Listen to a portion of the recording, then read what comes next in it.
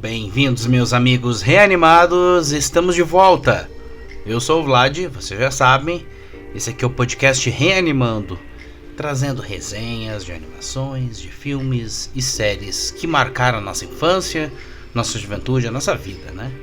Só coisa boa. Como você sabe, sem lacração, sem agenda política, sem frescurada, sem mimimi, apenas a história sendo contada pelo entretenimento, né? E tudo que é bom, inevitavelmente, um dia chega ao fim, né? Antes de ficar ruim, chega ao fim.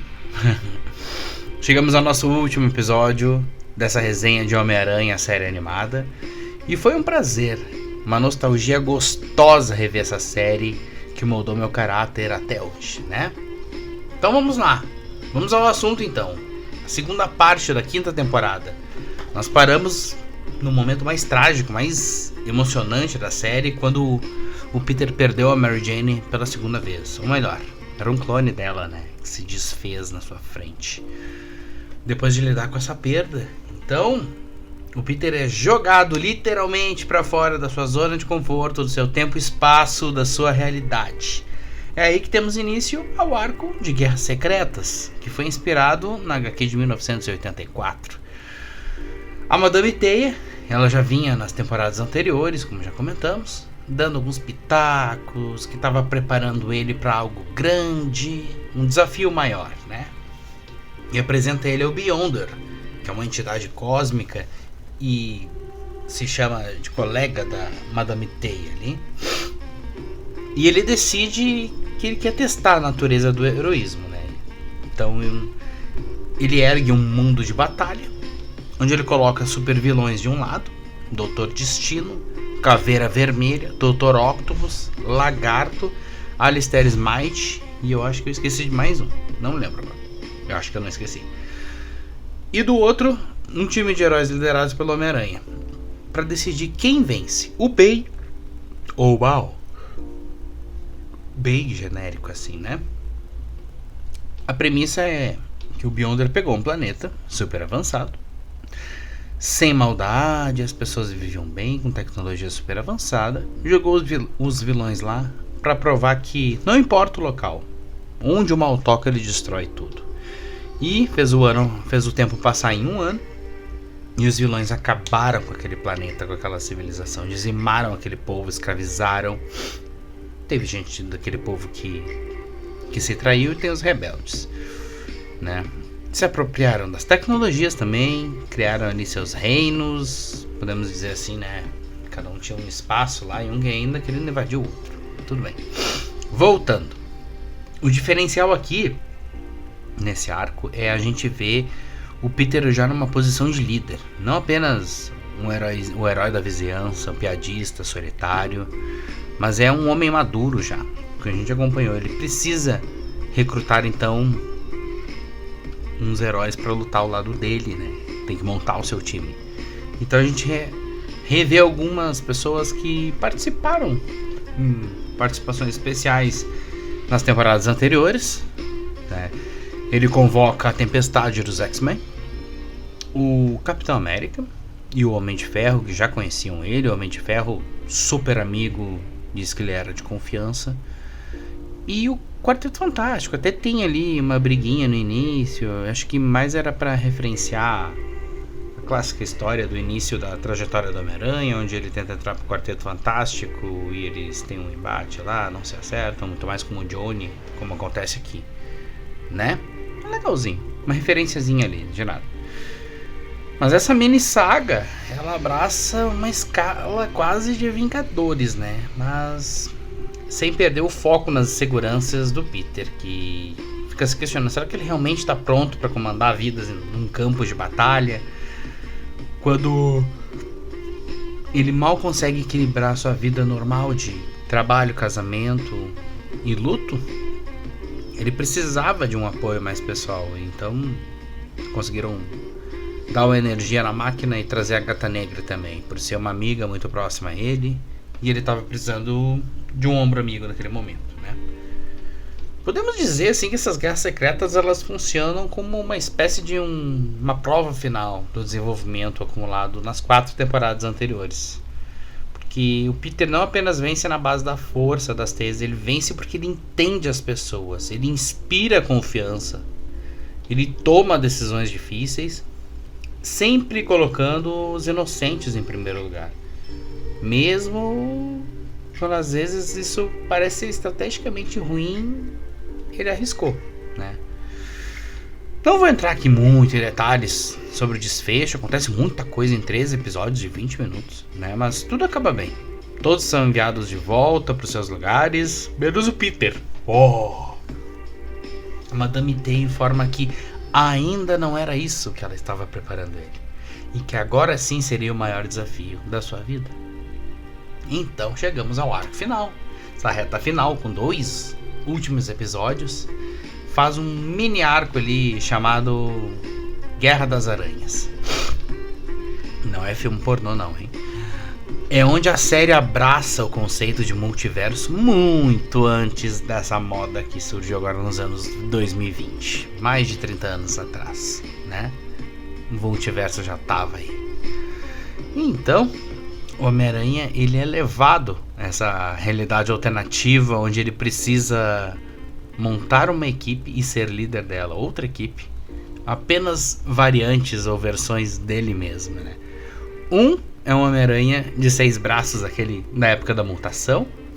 O outro, um aranha com braços robóticos do Dr. Octopus. Temos um aranha de ferro que é rico e egocêntrico. Um aranha que é sem poder nenhum, ele é apenas um ator lá na sua realidade. Spoiler aqui, seria representação do nosso mundo. E claro, o grande galã dos anos 90, o Aranha Escarlate, que estava bombando na época, ali, bem naquela época, que é o clone dele, o Ben Reilly.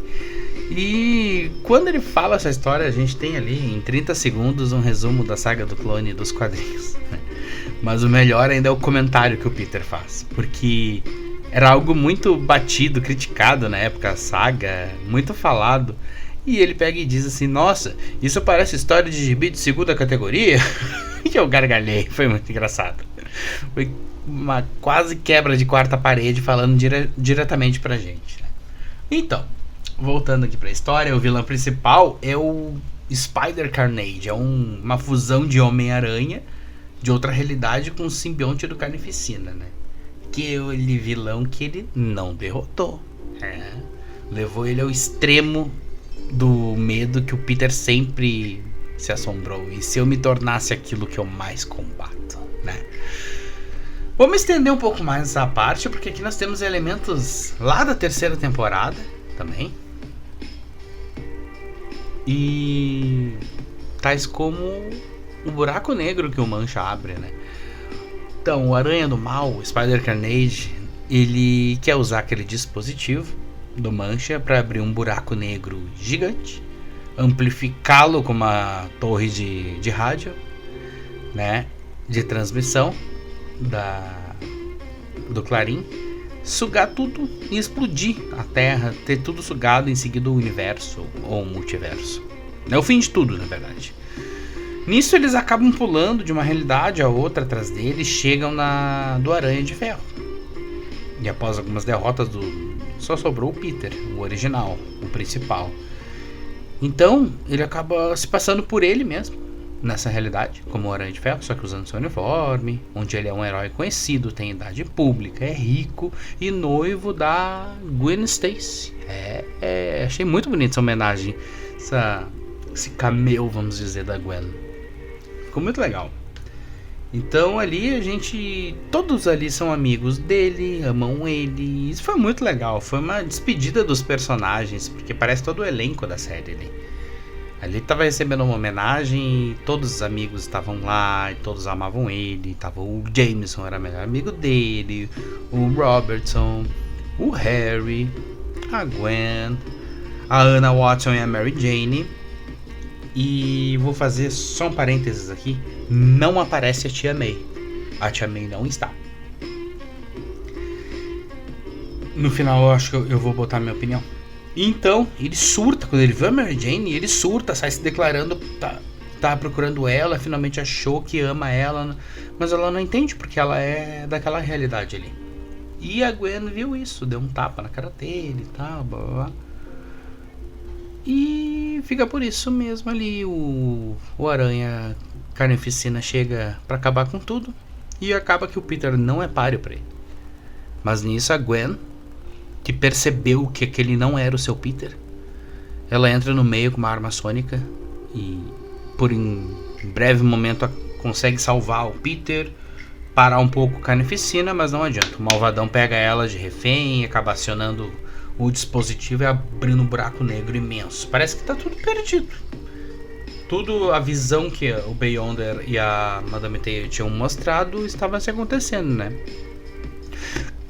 Aí o Peter se lembra do que a Madame Teia disse pra ele, pra usar a cabeça. Ele não tá usando a cabeça.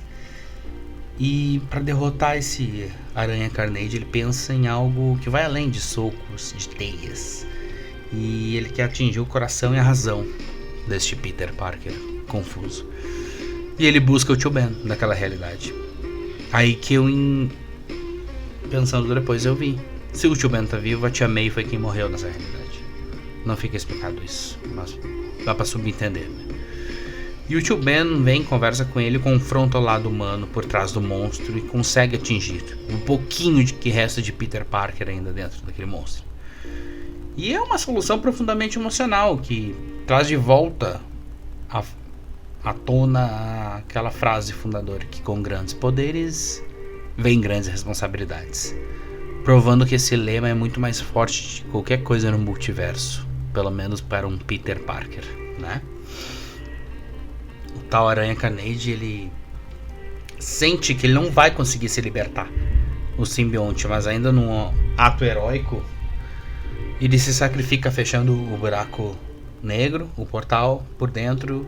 Fim de tudo, Peter conseguiu salvar o multiverso sem dar um soco, né?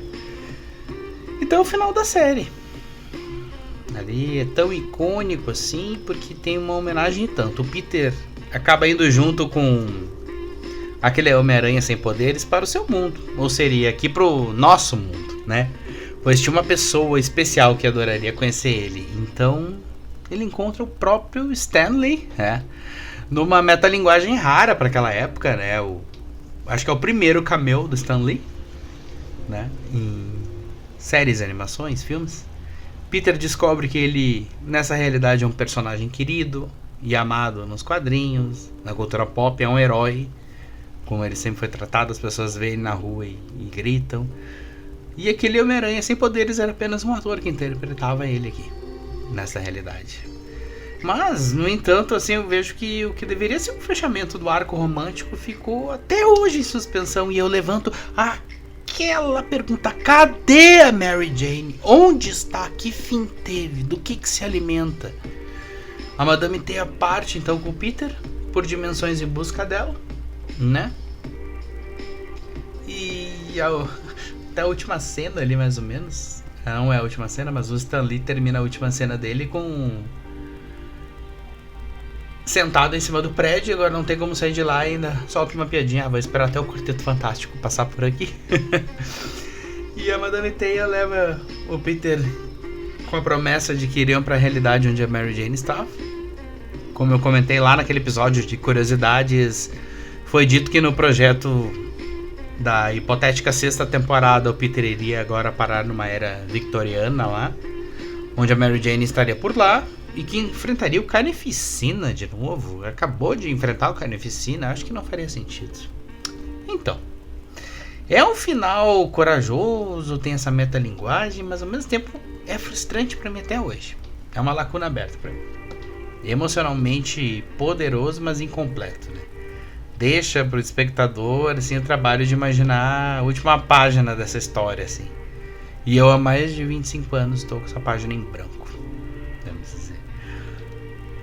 Essa temporada ela foi a maior. Ela teve 13 episódios, mas praticamente não tem nenhum filler daqueles, assim. Tudo arco, emenda no outro, casamento, 6 guerreiros esquecidos, guerras secretas, Guerra das Aranhas, termina. E o tom é bem mais sério. Como eu já comentei no outro episódio, o tom é mais sério, mais maduro dessa temporada, e cósmico também. Eleva o patamar do Homem-Aranha de um vigilante ali urbano para uma peça chave num destino de realidades inteiras, né? Em troca desse épico gigante aí, a série sacrificou essas resoluções mais tradicionais, em vez de fazer um final ali fechado e doméstico, e entregou essa despedida conceitual, com o Peter literalmente assim se jogando ao desconhecido para tentar reencontrar a Mary Jane, né? E a pergunta segue, a pergunta desse canal segue: cadê a Mary Jane? Onde foi parar a Mary Jane? E é isso, pessoal. Essa foi a nossa primeira temporada desse podcast. Ele termina aqui a temporada, mas o podcast não. Eu ainda estou decidindo qual vai ser o próximo tema aqui. Mas eu acredito que vai ser uma temporada junto a animação do Homem de Ferro, se eu achar pra assistir, e a do Quarteto Fantástico ali dos anos 90, né? E os planos para esse ano são, já na sequência, a animação dos X-Men até o X-Men 97, já para emendar na temporada que sai no meio do ano, e a animação do Batman também. Espero ver até o final do ano, entregar esses materiais ainda em 2026, né? Mas era isso. Eu agradeço aqui a quem escuta. Não sei se é só o Alessandro, meu amigo, que escuta, quem me inspirou a assistir a série. E eu agradeço a todos aqui que tenham compartilhado, tenham dedicado alguns minutos, algumas horas para escutar aqui, e que tenha tocado em você também essa série como me toca até hoje. É isso, eu sou o Vlad e esse é o podcast Reanimando. Tchau, tchau!